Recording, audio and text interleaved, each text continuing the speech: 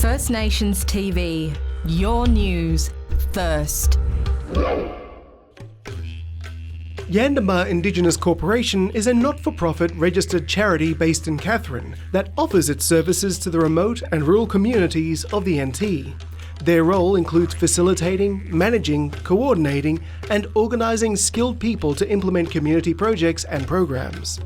In a joint project with the NT Government and Mystic Media, they have developed an animated video in English and Kriol to provide factual and easy-to-understand information regarding water allocation planning and management across the territory. Chat government na iman manage water, bla river, keep him in big one dams, and bla boa underneath the ground, dijan called aquifer.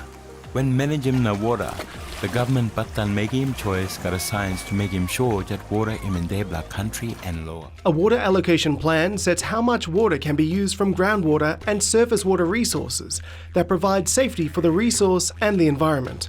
7 Indigenous artists were involved in creating the artwork for the video to cover a general language gap if the viewer does not understand English or Kriol, and use Indigenous art to depict the use of water and acknowledge the ancient water practices.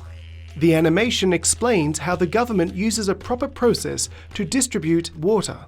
All decisions are based on science and explains that water is a valuable resource and educates people how water is used to develop the territory economically. We have been managing water and working under the Water Act since 1992. That act came into effect. Before, we haven't had a very good story. We hadn't been talking too much about how that happens. With this video, we wanted to change that approach, and we wanted to talk more about the work that gets done in government about protecting the resources.